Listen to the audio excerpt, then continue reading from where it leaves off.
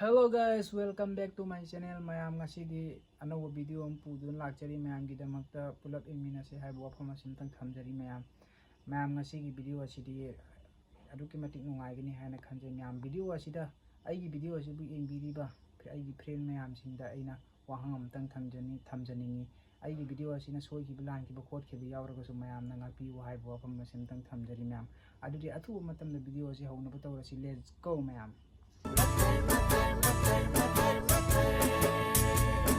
Hai ma'am, sana thoi blog na ingon harai ba.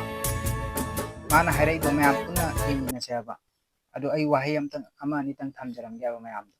Lam na iyang bada di mana ingon da apabo wahay hay ba da ba malo re ado mana ingon da nakshala kan da kari wahay harai hab do ma'am puna ing minara siya ba hoji.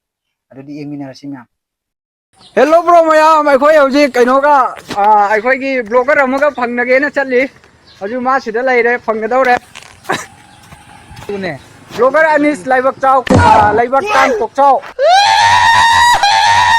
sia leire ma ga phangnabai matang ni sina sia leire mana hare mayam loi sanjarage Ubira ba ma'am? Sana thoi blog na ingon harai do. Laibaktang kokchw ay ni mana ingon harai. Laibaktang kokchw hay do. Bai thare ba yare ba. Ma lambi lam hang de du main hai dia ba laibaktang kokchw hay do ai amni kai je ba. Adu tawbudabu mayam ni yaning da ba leira ga di comment da habiramu yaning mami leira ga su comment da hairamu.